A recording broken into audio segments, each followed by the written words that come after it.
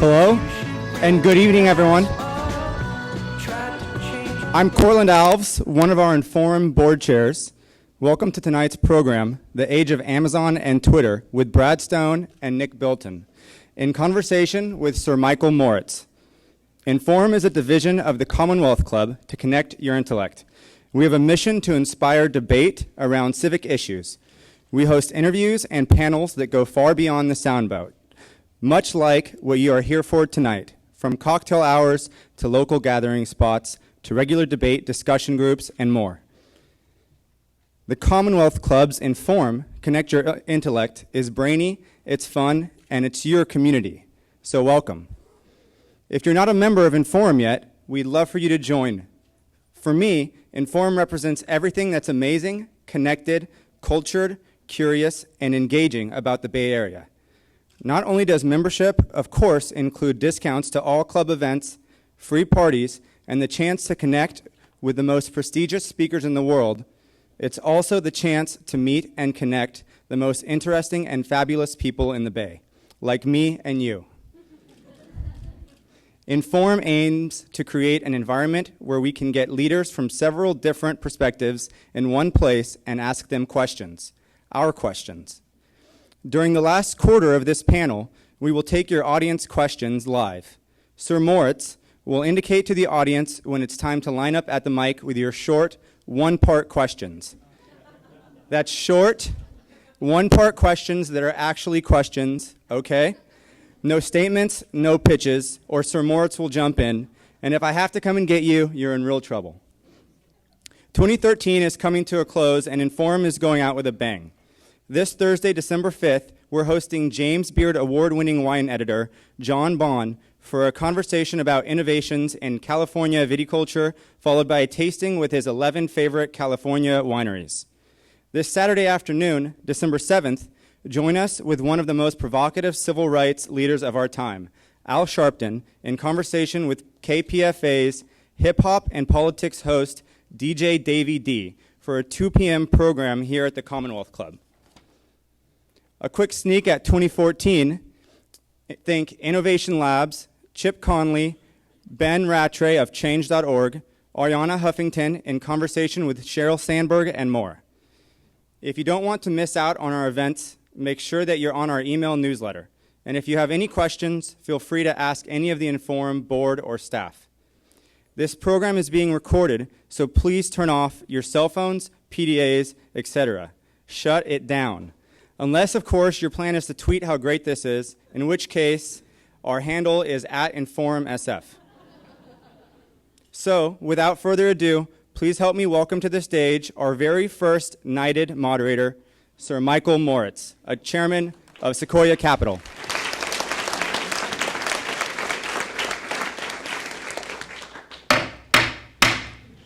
Thank you, Cortland. I'm Michael Moritz of Sequoia Capital, and tonight's moderator for Inforum's event, The Age of Amazon and Twitter, with Brad Stone, senior writer at Bloomberg Businessweek and author of The Everything Store, Jeff Bezos and the Age of Amazon, and Nick Bilton, columnist with the New York Times and author of Hatching Twitter, a true story of money, power, friendship, and betrayal. Can you read that every time like that? So dramatic. And both Brad and Nick have been showered with awards for their two very different and diverting books about Amazon and Twitter. And both of them, some years ago, used to be colleagues at the New York Times. So I wanted to begin by asking, how on earth did you guys figure out who was going to write the book about Amazon and who was going to write the book about Twitter? And did you flip a coin, and who won? He actually was the one that made me suggested I do the Twitter book. I had written a proposal for a book called The New Kings, which was going to be about all these companies, and we were in New York getting a drink, and and my agent hated my proposal, and Brad said, and I was supposed to meet with my agent the next day, and he goes, "Why don't you do the Twitter book? It's there for the taking." And so I walked into my agent's office and I said, I'm going to do the Twitter book. It's there for the taking. So I'll take credit for both books tonight. And when was that? When did you get the urge to begin writing a book It was about a year and a Twitter? half ago. I mean, it was a quick, Very it was a recent. very quick turnaround. Yeah. And I was already working on the Amazon book at the time. I had watched great books written about Google and Apple and Facebook, and it really just felt that no one had told the amazing story of Amazon. Now, had each of you been covering the company as a day-to-day journalist and reporter? Yeah, I mean, I had been covering Twitter quite extensively for many years, and I think someone just yelled outside, and so knew the company. At least I thought I knew the company pretty well, I first visited Amazon in 2000 when the company had reached its zenith in the dot-com boom and had tumbled from its highs. In fact, it actually might have been 2001, and the Nisqually earthquake had just happened in Seattle, and Amazon's headquarters had been seriously damaged, and I had to enter through the back, and there was actually a sign in the back warning visitors of falling bricks. Really? And it was actually sort of the perfect metaphor for Amazon at the time. Yeah, I'm going to ask you about that a little later. Let me ask both of you the same question. And Brad, when you read Nick's book about Twitter, what were the things that surprised you about it? Nick, I loved the book. It was an absolutely engrossing read. It surprised me that how divergent our approaches were. Nick talked to a million people and crafted an incredible narrative, almost a thematic narrative out of the Twitter story. And, made a very rational choice to keep a lot of other things out of it. Details about, the technical infrastructure and how Twitter scaled. And, that probably would have, decreased the velocity of the story. So he hewed to his characters and told a very, kind of dramatic narrative. Whereas my approach, we'd probably agree, was kind of to tell more of the business story, to try to illuminate, Jeff Bezos' character, to tell the story of how one guy surmounted so many obstacles, but really to tell a larger story about e-commerce and why he was able to scale his business despite the fact that there were so many obstacles. And what about you, Nick? Well, I think when I wrote my book, I write for my sister a lot. She lives in LA. She's got 2 kids. She has an iPad, but she doesn't use Twitter very much. She's on Instagram, and she's the audience I write for a lot because she's a mainstream reader, but with a little bit of an edge of interest in this. What I found fascinating with Brad's book is, the amount of details that Brad was able to get on one of the most secretive companies. I would say probably more secretive than Apple. Maybe you wrote the Apple book, so but I was just amazed at that. And what I think is really interesting about our 2 different approaches is Brad really kind of explained the business side of a company that no one understood, and I explained the human side of a company that no one understood. Right. Now, how secretive were people when, as each of you went about gathering facts and trying to ensure that you gave us an accurate rendition of the past as possible? Did you find that that it was very difficult to obtain the facts that you wanted, and that you had access to people that you really wanted to talk to that was prevented by the companies, or did you have a lot of freedom to roam? No, everyone just came right out and just handed documents over. Right. Same for you, right? Oh, well, I'll say my hair color was a lush shade of brown before I started this book. It is now, for the radio audience, gray, because Amazon is so secretive. And I went and I presented my plan to Jeff himself, and I knew he wasn't ever going to really go along with it. He is just constitutionally private. He's a retailer. His perspective is his strategic advantage. In fact, I call the things that he reliably says in the book, I call them Jeffisms. And even the interviews he's been doing recently, he says the same things. So I always knew I would have to go to former employees or frankly current employees speaking on background to build the foundation of the story. Now, as it happened, Amazon's 20 years old. people had incredible stories to tell and kind of wanted to share what they had witnessed at the e-commerce revolution. I think for me, when I first started out, I thought I knew the story of Twitter, and it turned out I had no idea. And what didn't you have any idea? I mean, I think that from the outside, you see these companies, and they look like they're kind of they have their stuff together. And when you get on the inside, you're like, wow, how did you even make it past day one? And that was Twitter. I mean, it was a company that started as an accident. Essentially, it was an experiment. The first day of tweets.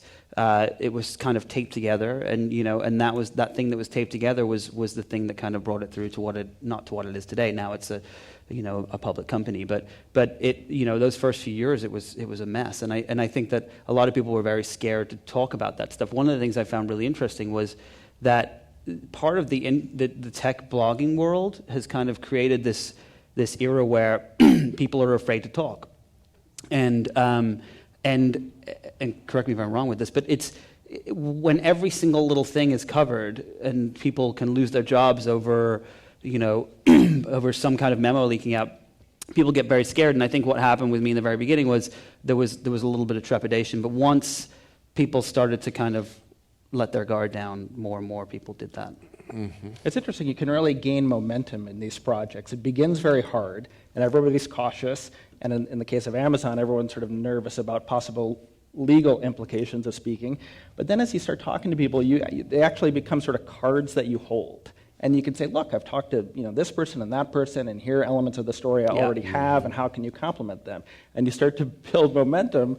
And in the case of my reporting on Amazon, because they were allowing me to talk to some senior executives, and frankly, they hadn't ever done that before, that gave me a lot of credibility as I approached investors and former employees. One of the challenges I had was the founders of Twitter, for those of you that haven't read the book, are not big fans of each other for the most part. And so certain people... You may want to elaborate on that a little bit. Well, so there are essentially 4 founders of the company. Ironically, 3 of them will disagree and say there's only 3 founders of the company. But they all kind of have discrepancies with who did what, and they all essentially pushed each other out of the company. Noah Glass was pushed out, Jack Dorsey was pushed out, Evan Williams was pushed out. Biz Stone left because he didn't have a choice at the end, and so everyone was kind of nervous about what they could say and what they couldn't say, and they were also nervous about whose side of the story would end up getting told. And I think it took a while for them. What I ended up having to do was report the story and then go to the founders and say. I actually went to the founders and I said, you interview me. And I gave them an hour to interview me, and I said, ask me whatever you want. And they knew that I knew enough of the story at that point. And what were they asking you? Were they asking you details of what you'd discovered in your reporting? Or? Yeah, they were asking me, there was the story that was out there, right? And then there was the story that that I had discovered that ended up in the book, and they were asking which version of the story I had. And I luckily had the right one. And in your mind, who did found Twitter? I think, there's a great scene in the book where Jack and Ev are at dinner, in a conference room. And that's Evan Williams, right? What's that? Jack Dorsey and Evan Williams are in a conference room, and Jack says he's actually getting in trouble with Evan Williams because he's taking a lot of credit for the company. And Jack says, you've got to change your title from inventor of Twitter on his Twitter bio. And Jack says, well, I did invent Twitter. And Ev said, you didn't invent Twitter. I didn't invent Twitter. People don't invent things on the internet. They simply iterate on something that already existed. Forums created blogs, blogs created Twitter, and so on. And I think that there were 12 people in the room when Twitter was hatched, but there were also a million projects that happened before that all played a role in what it ended up becoming. And each person played a really important role in that company. Did you develop empathy or sympathy for any of the particular characters that? Yeah, I mean, I think Noah Glass he's a very sad figure in the book. He was, pushed out very early on, and I think without Noah Glass, that company wouldn't exist today. He came up with the name. He helped bring this thing to fruition, and he. And why was he ejected? Well, he was pushed out because he was going through a really tough time. He was going through a divorce. His company was failing. He was having a really difficult time, and he was struggling, to keep his life in order. And so, and he would stay up all night, and he was being very manic. He took over this back conference room, and he was painting murals and building sculptures, and he would, come up with these ideas and tell the engineers in Germany, this guy Florian Weber, to build something on a, Mars, and then Jack Dorsey and Evan Williams were coming in the morning, and they had told this guy to build an AIM client or something like that, and so they eventually got to a point where Jack Dorsey actually kind of gave Evan Williams an ultimatum and said, "Look, I can't work with Noah anymore," and Evan didn't have a choice but to let him go. Mm-hmm. I guess, Brad, there's no confusion about who founded Amazon, right? Amazon is a company that was willed into being by Jeff Bezos. I mean, there were other booksellers in the early 90s, but he came and did it at a scale that was greater than anyone else was attempting, and then he expanded and he recreated the company, at least 3 times. It was a retailer, and then it was a hardware maker, and now it's an enterprise software company, and now we learn recently that it's going to fly drones over our heads and deliver things into our backyards. I read your book first, because your book about Amazon came out a bit earlier than Nick's book about Twitter, and then read the Twitter book more recently, and one of the things that I kept wondering was, what do you think would have happened, or what would his reaction have been if Jeff Bezos had walked in through the front door of Twitter 12 months into the history of the evolution of Twitter? What would he have done? Well, he was an investor in Twitter, so we sort of already know he would have given them money. But he clearly had no idea what was going on internally, no? No, of course not. But I think he would have turned it into a drone company. There are elements of the Twitter story in early Amazon. I mean, there's basically a technical co-founder named Shel Kappan, who, basically the company outgrows him, and he leaves, and there are lingering feelings of bitterness. I think, elements of that story are common at a lot of startups.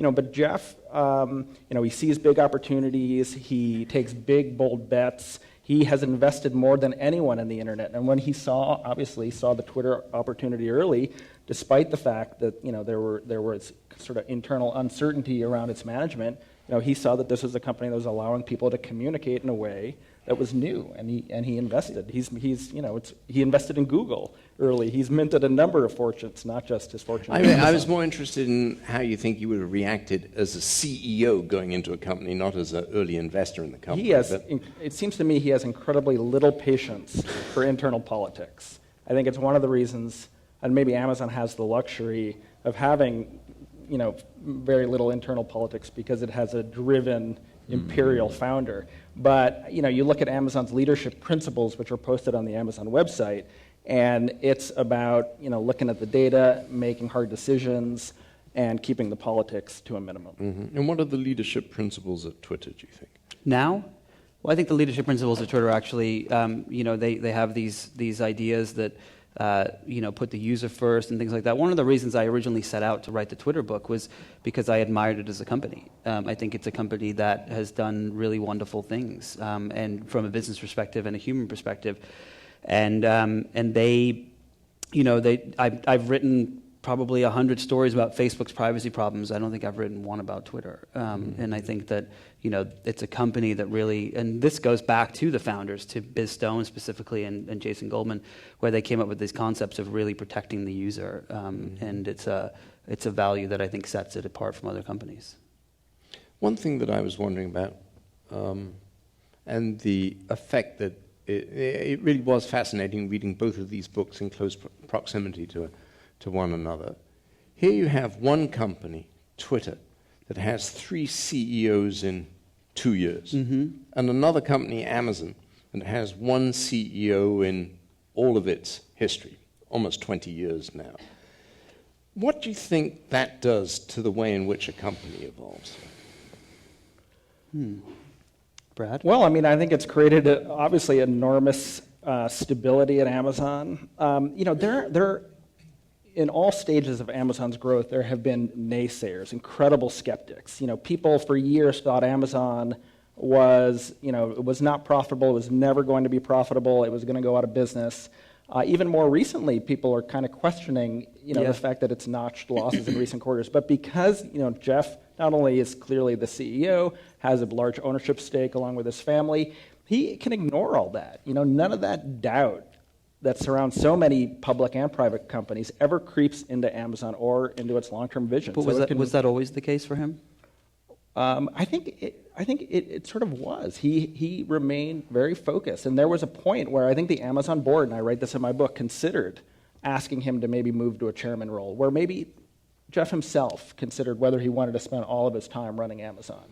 So maybe there were periods of doubt, but I think he quickly kind of decided that his sort of long-term mission was at Amazon.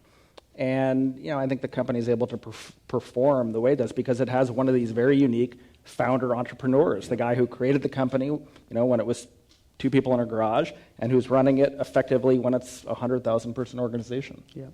And how did the CEO turnover at Twitter, Nick, hamper the evolution of that company? Well, I don't think it hampered the evolution. I think it helped it. Everyone seems to have been at the CEO level or leadership level at the right time. If it wasn't for Noah when he was there, Twitter wouldn't have had all these crazy, wacky ideas that it had. If it wasn't for Jack when he was there, with no disrespect to Jack, but Jack had a very difficult time running the company, and as a result, they didn't work on any new products. And the users were the ones that created the @ symbols and the hashtags and the URLs and things like that. And I think if there had been a seasoned CEO in there, they would have been trying to add advertising and this and that and the other, and it probably would have screwed that up.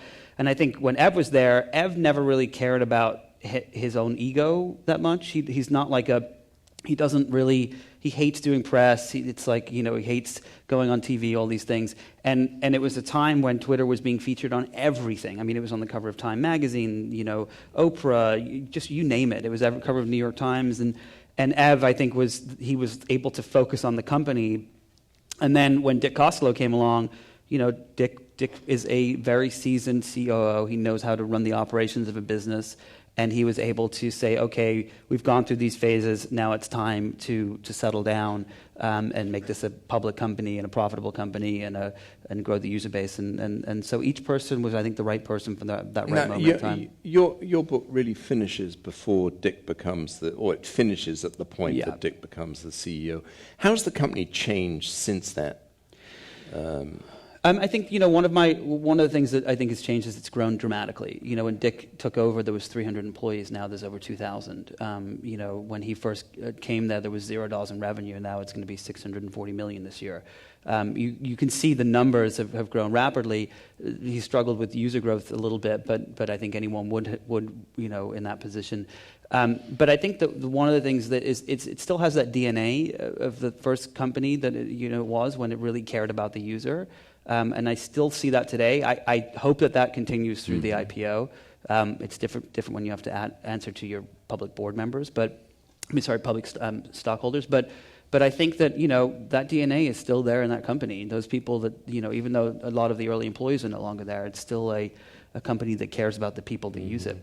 And it's a different personality that works there. It's you walk into Facebook and you feel like everyone wants to kill you. You walk into Twitter and it's like, let's go get a beer. And I think that it is the personalities of these companies. And you walk into Apple and everyone's like, well, why are you wearing that outfit? And so I think that the personalities of these companies are really relevant to who the early founders are. What about the tone and the work environment inside of Amazon today and maybe 10 years ago? How does that compare to Twitter, Brad? Oh, I think it's a strong juxtaposition to almost every Silicon Valley company. I mean, Amazon is sort of indigenously a retailer. One of the first books that Jeff read while he's starting Amazon is Sam Walton's autobiography. And, he learns a few things. One of them is that frugality needs to pervade any discount retailer. The ability to set low prices is, kind of directly related to your cost structure. So, Amazon is frugal. Like, Silicon Valley companies are the land of, free lunches and free parking and yoga classes. And at Amazon, you're paying for everything. And you're setting up your own door desk, and you're getting an old laptop. So that, is sort of the clear, maybe most obvious difference. The question I have from reading your book is why would anyone want to work there? I mean, you could go to Apple and you get to ride a Mercedes bus to work with free Wi-Fi and you get to eat free food and get iPads and stuff. I mean, and it seems like it's for a very probably the same reason that you'd go work at Apple, because they're changing the world. Yeah. Right? They're changing the way people shop and the way people read and the way companies are run. And it is a tough culture, and standards are high, and you might get chewed out in a meeting. But they have a lot of ownership over the projects that they run, and they get stock options. In a stock that's been enormously appreciating. So there's a lot of rewards, not just financial, but working on something great. Now, Brad, Jeff Bezos has a reputation for being a very demanding taskmaster. Yet there are a whole number of people, particularly at the senior levels at Amazon, who've worked with him and for him for a long time. How does he pull that off? yeah. In the book, I try to paint a composite picture, right? I show him being very demanding, not necessarily demeaning employees because they're always sort of clever, but some of the things that he says can be kind of brutal. But at the same time, You may want to give people some examples of that. If that's our plan, I don't like our plan. If do I need to go down to my office to get the business card that says I'm CEO? Some very sort of Steve Jobs-like things. But Brad used to do that to me when we worked together too. But he's also incredibly loyal. There are 2 episodes in the book where he takes a long-time employee to Hawaii to reward them for their service. And he's also, I think, probably very inspiring, right? He thinks big ideas. He brought the notion for the Kindle business into Amazon, and all those, top guys, Jeff Wilke, who's run the retail business now for many years, a number of guys basically said, Diego Piacentini, who comes from Apple, said, there's no way we should get into this business. Hardware is a crazy business for us to get into. We're going to lose a ton of money. And Jeff single-handedly kind of pushed it through the company and said, I know this is hard, we're going to learn how to do it. And I think Jeff earned a lot of credibility with his shareholders, and I think he earned a lot of credibility with the senior people as the guy who kind of has the vision and can lead them into battle. A few minutes ago, Brad, you mentioned Amazon circa 2000. It's a long time ago now, 13 years ago. Amazon is part of all of our atmosphere today, so it's hard to remember what it was like in 2000. But how close did Amazon, in your opinion, get to failing as a company, and how close was the company to going out of business? It's one of the key points in the book, and I actually found a little bit of disagreement about it. I spent a lot of time with Warren Jensen, who was the CFO at the time, and he basically believes that without kind of 2 or 3 things that Amazon would have been in trouble. They actually raised money at the last possible moment with a debt offering in Europe. They did a deal with AOL at the time that brought in some extra money. But, in kind of surveying all the attitudes about it, Jeff had his foot on the accelerator. He was taking advantage of every bit of leverage that Wall Street was giving Amazon in terms of kind of free capital and growing into this vision that he had of creating the everything store. So I think the car might have gone off the road if it weren't for some people inside the company, and maybe even some people outside the company, some analysts who sounded notes of caution and basically forced him to slow down. And now, of course, we see that he's back to kind of pushing the pedal to the metal and growing at a frenetic pace. Were there periods at all, Nick, where it looked as if Twitter would disappear? Sorry. Were there periods that it looked as if Twitter would actually make it, I think is the question for Twitter in the early days. I mean, the site would go offline for 30 hours. There were these text messaging bills that were hundreds of thousands of dollars a month. There were, there was infighting. There was chaos. And yet we've talked about it as kind of the company that couldn't kill itself. Right? Yes, that was the great line from. Was that an interview you did? With someone, yeah, the company that couldn't kill itself, and it's true. I mean, that was the title I wanted to. There were 2 titles I wanted to name the book. One was The Company That Couldn't Kill Itself, and the other was actually a quote by Mark Zuckerberg. Mark Zuckerberg was at his house one afternoon a couple of years ago and had a few people over for a barbecue. I think he killed the animal himself, and he was talking with bare hands. With bare hands, ripped its head off and drank the blood, and then updated its Facebook status. But he had said, they were talking about Twitter, and he said it's as if the company was a clown car that they drove into a gold mine and fell in. And so the title of the book that I was going to present was The Clown Car in the Gold Mine.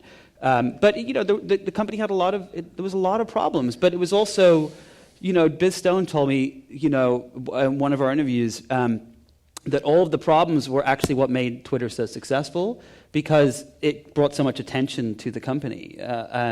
And everyone was like, hey, why is that thing not working? I want to go check out what it is. And so I think that it played a role in its creation. Mm-hmm. Mm-hmm. When you talk to Jeff Bezos and you get him to reflect, Brad, are there a few things that he would point to that were really pivotal in the overall evolution of Amazon? A few, 1, 2, 3, or 4 decisions that if he had chosen to go in a different direction, the world would look a lot different today? Well, first, let me acknowledge that getting Jeff Bezos to reflect is almost impossible. He stays, remarkably disciplined to only a few messages, one of which is that the company is customer-focused and that it's long-term oriented. Not incredibly helpful when you're trying to piece together a narrative history of an amazing movement.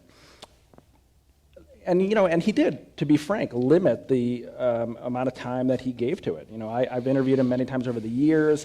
I went to talk to him about the book, but he declined to get personally involved. Now, I've seen him in situations where he's been asked to reflect, and he will point to a number of situations. A number of decisions. One, when they allowed any kind of review on Amazon, positive and negative reviews of books.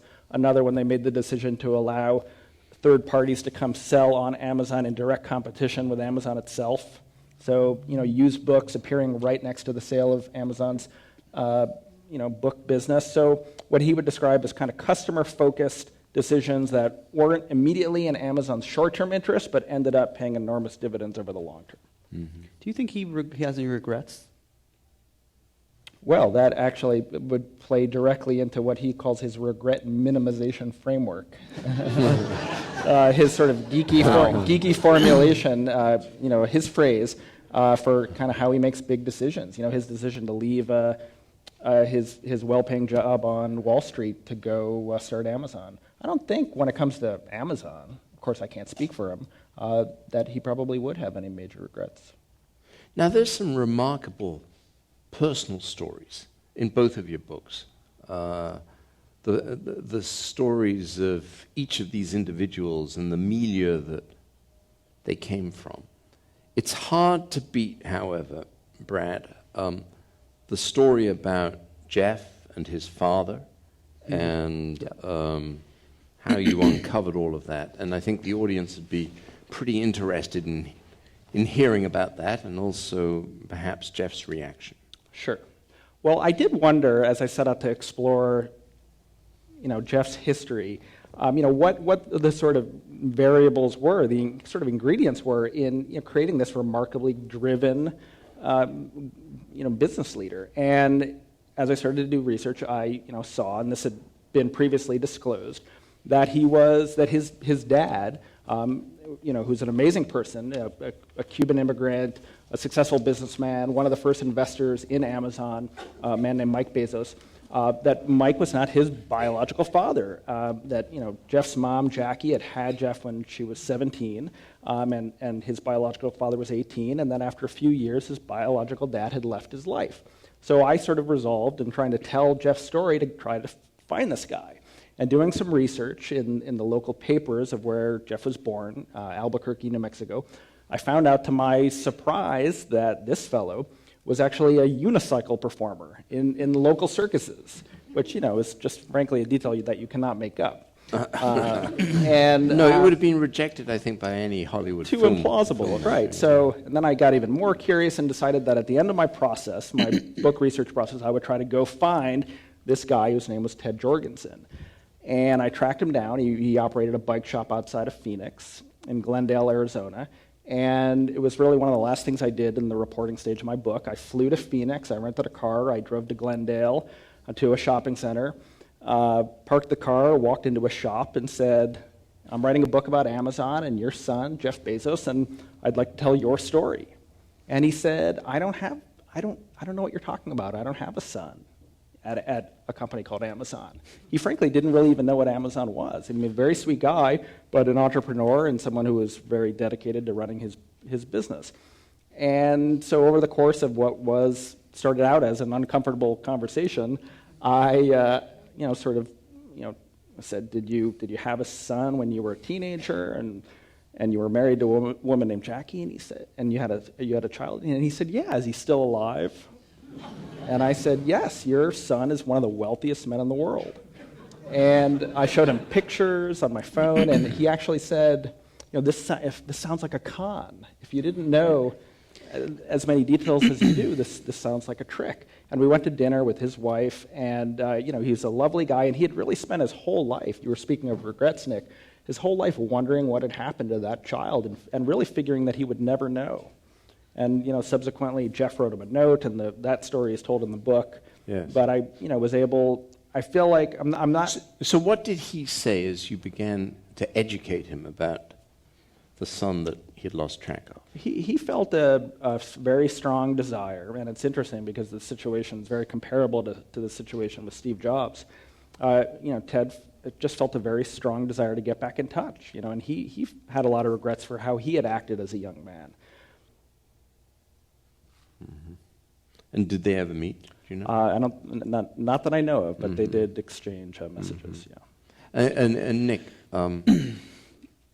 why don't you describe the backgrounds of some of the, perhaps one or two of the Well, it's interesting. principal people at Twitter? One of my colleagues at the Times, Quentin Hardy, he read the book early, and he said that he was, and he's a father, and he said he was taken back by the fact that all of these guys had also issues with their fathers.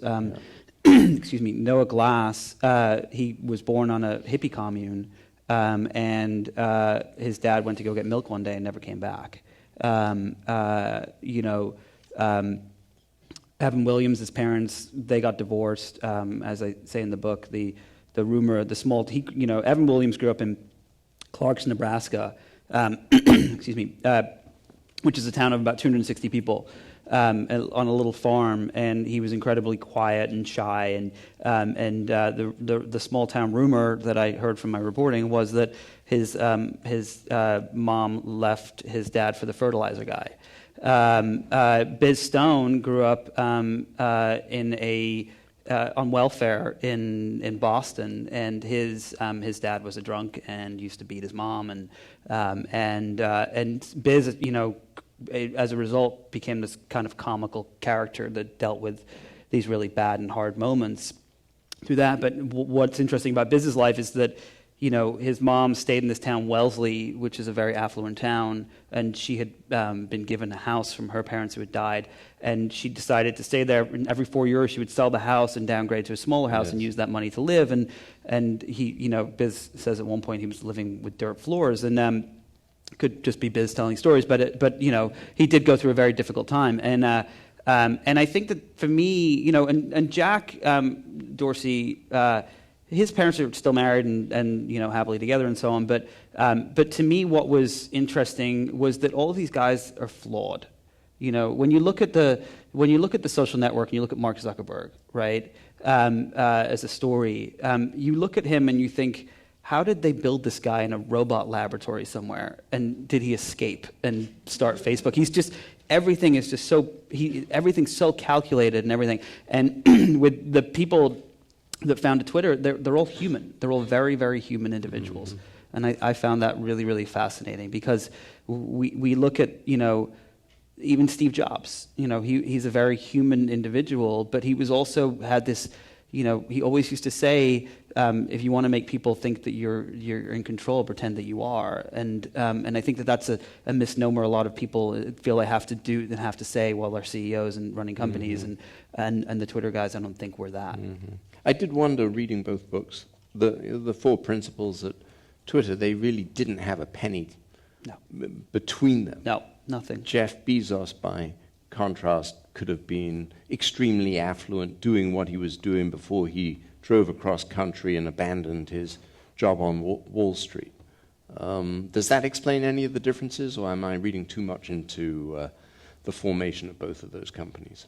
I mean, I think the thing that you know, that's really, I mean, I still actually don't understand this. Maybe you can actually speak to this. But, you know, I mean, I was, when I was doing interviews the day my book came out. So when Evan Williams first came out here, the second chapter in the book, it opens up with Evan Williams, and he's riding a bicycle to work, and it's a borrowed bicycle because he doesn't actually own a bicycle because he's so broke, and he's literally living in a box above a garage. He's renting out the space above the garage. He has no money, has no clothes, no nothing.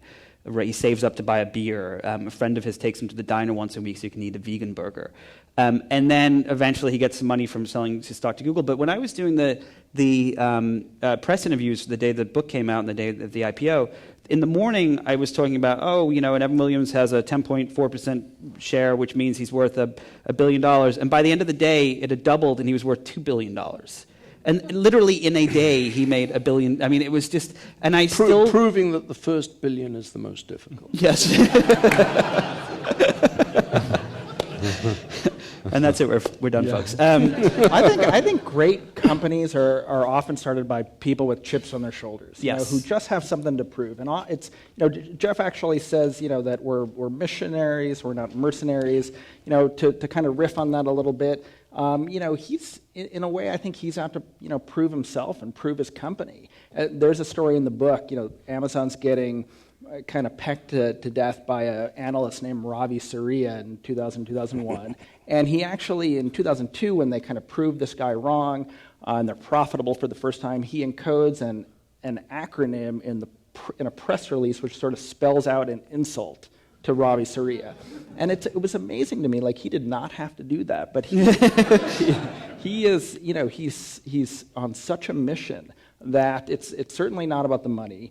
He would say it's about building a lasting company, but I think it's also being kind of the smartest guys in the room and to building a Walmart scale company. Yeah, and a legacy.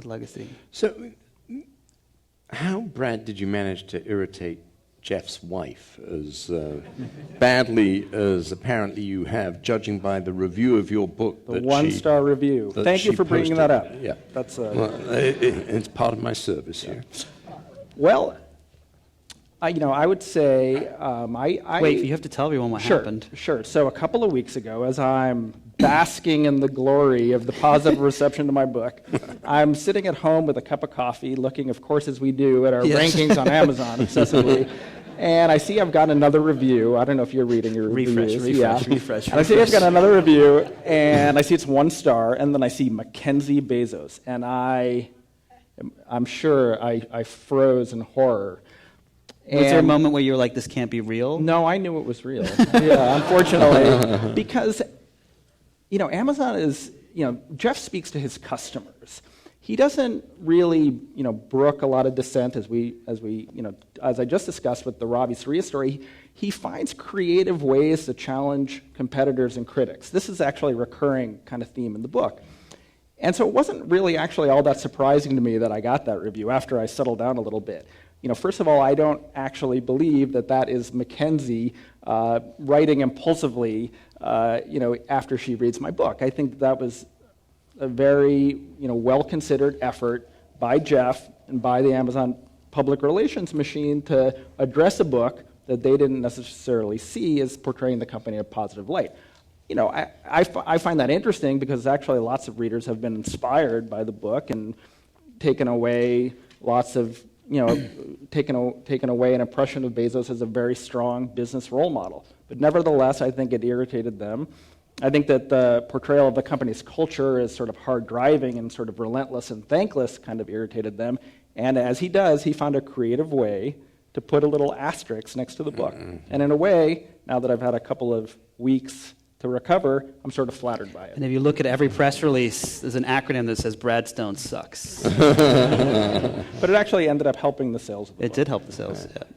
All publicity is good publicity. So we're going to be getting to your questions in about 5 minutes. So if you have something to ask, we'd ask you to formulate a concise question and line up at the mic right about now.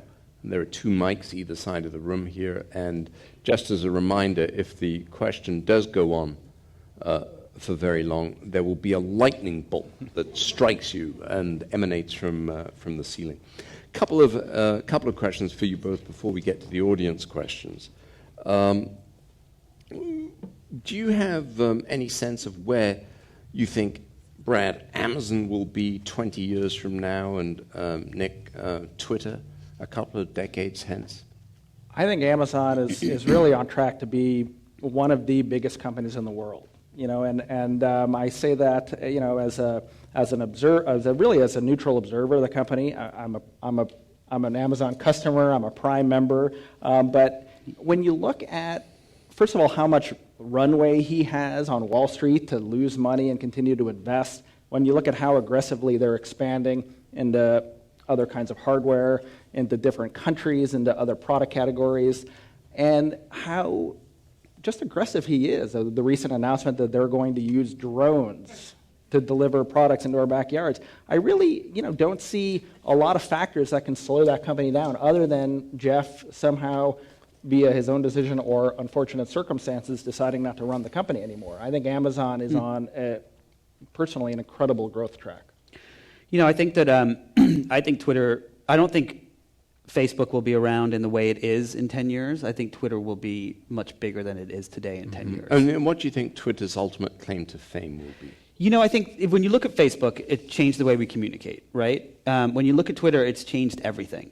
It's changed the way we do, we perform business. It's changed the way we talk, religious leaders talk to people. You have the Pope on there. It's changed the way politics is done. It's changed the way music. I mean, one of the things that's really fascinating is if you go, if you follow Twitter's employees at Twitter, every week they have a weekly event where people come through, and you have celebrities that come by, and musicians and actors and actresses, and those people used to come to cities and they would go and do these radio shows and TV shows and things like that, but they now go to places like Twitter, and I think the reason for that is because it is a platform that changes. It's just changed everything, and I think that's going to continue to happen. I think one of my worries is that that @ symbol and that hashtag is still incredibly difficult for most people to understand, and it's so simple. The whole service is so simple that it's almost difficult, and I wonder how that's going to transition over the next few years. But I do think that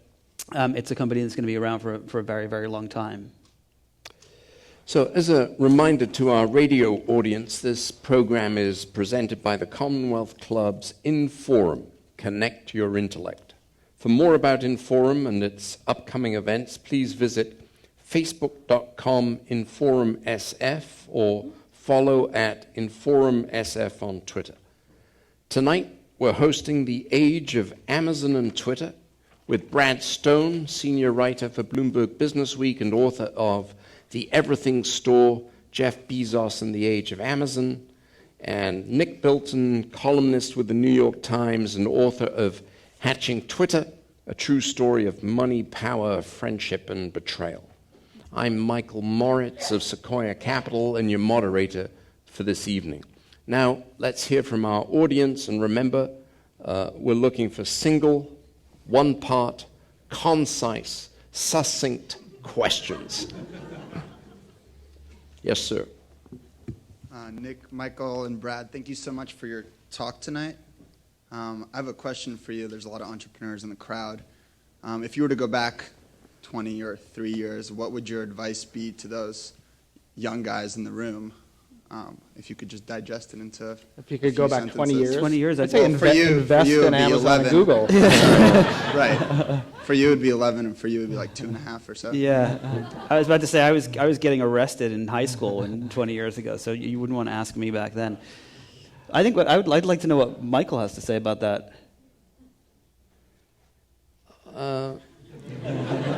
Can we shine the spotlights on him?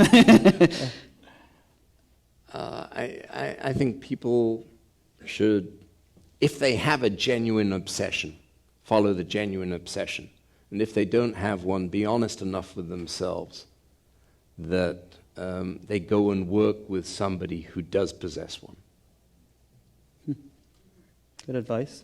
I think the thing that I've found with a lot of these founders that I cover, not just at Twitter but elsewhere, is they're almost like they're artists. You know, some of them are more businessmen than artists, and some of them are more artists than businessmen. But they don't see these things necessarily as companies. They see them as creations of almost interactive artworks, and I find that really interesting. You know, Evan Williams is not building Medium right now because he wants to make another couple of $1 billion, or maybe he does, I don't know. But he's building it because he believes that he can affect change, and he can do it in a beautiful way. And I think that that, you know, my advice would be to find the thing that you really kind of glam onto in that respect.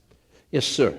Next question. My name's Peter Gisella. This is for Brad. You just commented on Mackenzie Bezos' remarks, and I thought they were kind of rambling, but you just indicated that you didn't think she wrote those, that Jeff or his staff might have. How are you going to research that to get that clear as to who really wrote those remarks? No, if that was the impression I gave, I'll clarify. I meant to imply that I thought it was more collaborative. You know, I don't think that in such a statement that was obviously going to be so kind of publicly considered that it would have been something that she did by herself or impulsively. I thought it was sort of indicative of the larger company's reaction to the book. Yes, ma'am. Hi, Matt and Nick, thank you so much. My question is, what do you think are the biggest lessons for entrepreneurs coming from the stories of Twitter and Amazon? I think at Amazon, it's, you know, stay kind of focused on the long-term goal, on the endpoint, but to remain very flexible on the kind of strategy, the kind of short-term process. You know, again and again, Bezos, you know, weaved. He grew when he was allowed to grow, and he slowed down and even contracted when he had to. He started out in the business of shipping physical products, but then, you know, kind of veered into digital delivery where he saw that opportunity. You know, he calls it stubborn on vision, flexible on details, and I think it's you know, it's one of the big lessons of Amazon. I think for Twitter, you know, that the lesson, I think there's two lessons. One is internally, I think that chaos can actually be a good thing. You know, every company goes through a chaotic period and kind of embrace it. Every project, not just companies. From me, externally, I think that the lesson is that when you're successful, you don't have to write the people out that helped you get there along the way. You don't have to write them out of history. You know, it's really easy to tell a made-up story of the history of a company because it fits into 140 characters, but that also excludes the people that really worked hard to help create that company. And I think if you do end up working or creating a successful business, you know, make sure you give credit to the people that helped you get there. Next question. This question is a follow-up to what you just said about chaos being necessary. When you're talking about Dorsey, you talked also about his not being good at running a company, but of those inventors, he's the one who's had the next follow-on great invention. So do you think any of his kind of chaos or art in his letting the users of Twitter design Twitter was intentional? Oh, no, it was absolutely not intentional. I mean, I got access to thousands of emails and internal documents from those early years, and chaos is a polite way of putting what was going on there.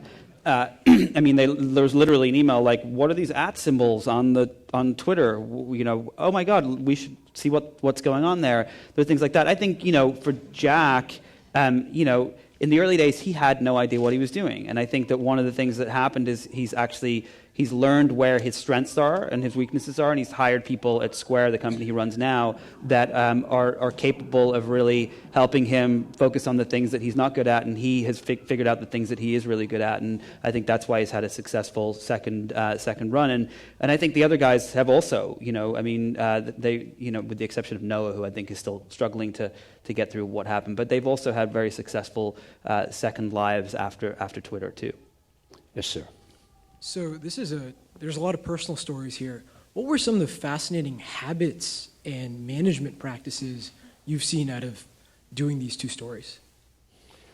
Amazon is full of kind of idiosyncratic management practices. The big one being they start their meetings never with PowerPoint presentations or people giving speeches, but by reading a 6-page document that they call a narrative. And it's just how Jeff Bezos prefers to analyze information and to get discussion started. You know, that's one. I mean, everything about Amazon is unusual, from the way they approve promotions to the way they hire people. I'm not sure it translates very well outside of Amazon. It's all sort of tailored to the way Jeff thinks and the way Jeff prefers to run the company.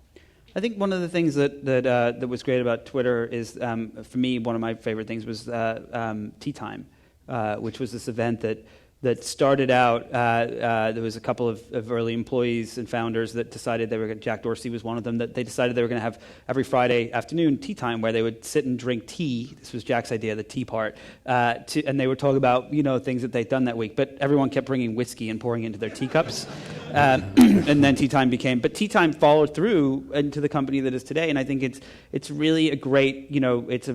I haven't been to one. You're not allowed to go as a reporter, but people that I've spoken to, they love it, and it's a great way to come together at the end of the week to talk about the good things, the bad things, and for me, I think it's a really important part of a company to be able to let your hair down, have a glass of whiskey in a teacup, and kind of talk about what went right and what went wrong. So Nick, I worked at Facebook and did help Twitter get into mobile in Europe. So I must admit your comments were spot on many things. I was quite entertained. And I want to hear more. I'd love to know, if you were the CEO of Twitter today, what would you do? I would let journalists go to Tea Time. Wink, wink. If I was the CEO, do you want to answer that one first? I'm curious. If Nick was the CEO of Twitter. I think you touched on it before, which is to find ways to make the service more welcoming for non-sophisticated users, people who aren't in the media business. Yeah. That's Twitter's big challenge. Now, I should say that we are journalists for a reason, right? We do not go into business because we have I'll speak for myself, very little expertise. So I don't know that we're qualified to make that kind of pronouncement. But I would say, that to me is Twitter's challenge. My mom, does not use Twitter. My dad does not use Twitter. They're both on Facebook, but I think they find the concept of Twitter to be foreign. Yeah, I think that one of the things is I would probably figure out ways to really figure. It's one of my favorite things on Twitter right now is a Twitter account called Magic Rex. It's at Magic Rex, and what it does is it pays attention to all the people you follow, and if a bunch of people you follow start following one account, it sends you a direct message and says you should follow that account. And it's the dream that everyone has about, from entrepreneurial perspective, about creating systems that are aware of what you want and what you're doing. And the follow rate for Magic Rex is just through the roof. It's insane. And I always follow almost every single one. And I think I would focus more on that, because one of the things, when you ask any person that works at Twitter or any of the founders, they all have a different perspective of what the company is. And Dick Costolo sees it as a place for conversation. I hate the conversations on Twitter. I think they're a total, utter waste of time, 90% of the time. I want news and information and links and things like that, and I think that what Twitter should do, or could do, is figure out how to know what each user wants and try to build an experience that is right for that person. Ma'am. I'm curious, as a journalist, what are your thoughts on Jeff Bezos' purchase of the Washington Post, and is he going to figure out the news business? I thought that was great news for the Washington Post and for everyone in that newsroom. As Nick and I both know, working in the newsroom of a newspaper these days is like living under this thick atmosphere of pessimism. Everybody is so worried about whether the doors will open tomorrow. And Jeff, with these incredibly deep pockets, his optimism, his kind of belief in technology and changing business models, is kind of the perfect owner. He has talked recently about how he didn't go looking for that opportunity. It was presented to him. They had to kind of convince him to take it. I think he probably believes long term there are maybe opportunities, to use kind of editorial content and journalism to help nurture Amazon. But I just think, and I don't think he knows what he's going to do in the short term, other than kind of develop the Post tablet business. But I just think it's great news for the Post and for an important public franchise. I have a theory. I think that he bought the Washington Post knowing that he was going to have drones, so he could have drones deliver newspapers. Possible. Now there's a theory for you. As journalists, what do you think Twitter's ultimate impact is going to be? What's its ultimate legacy going to be on the journalism industry? I think that the thing that's changed now and from the past is that when there was a news event in the past, reporters would get in their car and drive to wherever the burning building was or the plane crash or whatever it was and report from that scene. And you've got those old movies where they're like, I'm live at the scene here and I can see a plane on fire. I think that now what's changed with that is that the people that are there in the event are the reporters. They're the stringers, essentially, that tell those stories. And then the reporters go in and they collect all the data and they interview the mayor and then this person and that person. And I think that it really puts people on the scene in the beginning of a news event that we never could have dreamed of before in the past. And of course, and I think that's all true. And there are also drawbacks, right? It's accelerating the news cycle. It's pushing us all to report faster. People are getting details wrong. Yeah. I think it's undermining, as with so many things on the internet, undermining people's attention span and their capacity to read long-form journalism. Yeah, I agree with that too. Yes, sir. Question from over here. Thanks for the talk tonight. Obviously, you need a significant ego to be in charge of this kind of company.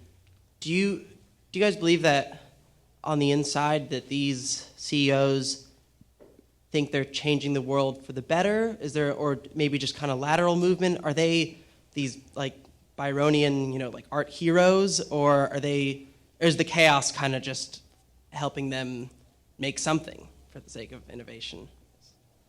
I think in Amazon's case, Jeff and the entire company believe they're making the world a lot better. I mean, they're on a mission, and with the Kindle business, it's making every book available within 60 seconds.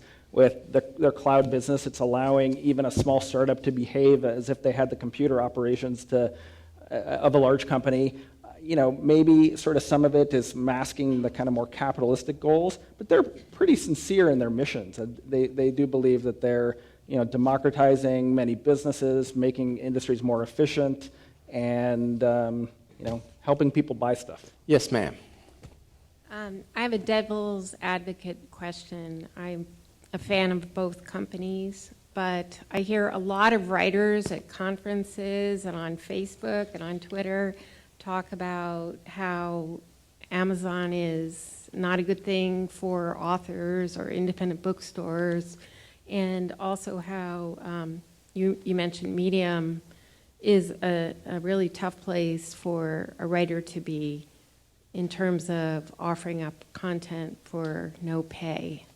Can you comment on that from a writer's? I think that with with Medium, excuse me, for people that don't know what Medium is, it's a new venture by Evan Williams, and it is essentially it's a page where you can go in and you can write long form, and it tells you how long the piece will be, and in minutes, and it's an interesting concept, and while I don't actually think Evan Williams knows exactly what it is yet, I think that that the idea is that it is going to. He doesn't believe that media is something that should be controlled by a bunch of rich people, and I, even though he's a rich person, I agree with that. And if it can dissipate the power to the masses, then great. And there are going to be problems, and there are going to be instances where things are not going to be right, and so on. But I do think that that the goal there is an altruistic one, not a power hungry one.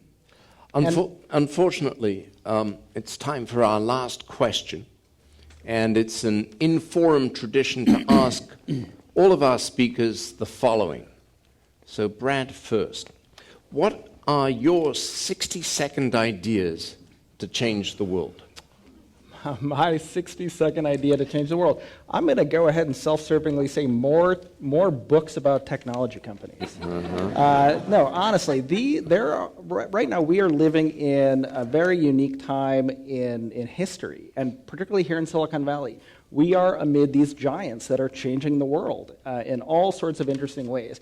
And they're behaving in some ways like governments, affecting the lives of people all over the world. And we need to understand these companies. They want to present a certain face to the world, and I think it's our job and the jobs of our colleagues to kind of get underneath their skin a little bit and describe what is really happening there and what the real mission is. Your turn, Nick. I think we should burn all books that are technology related. No, I think that for me, I think that one of the things that I have struggled with over the past few years is my addiction to technology, and it's a dependence that while I need it for work, it's also, it's incredibly frustrating at the same time too. And I actually just this week took Twitter off my phone because I found that I was constantly just looking for something, and I actually replaced it with the Kindle app. And now what I'm doing when I have that moment where I'm waiting in line, rather than check Twitter, I'm checking the Kindle. I still check Twitter on my computer, on my iPad, and so on. And I think if I had a way to change the world, it would be to develop technologies that allow us to use technology less. So let's give a very big round of applause to Brad Stone and Nick Bilton, authors of 2 brand new, informative, diverting, and absorbing books about Amazon and Twitter. And now it's time to declare this meeting of Inforum and the Commonwealth Club as adjourned. Thank you, Mike. Thanks. Nope.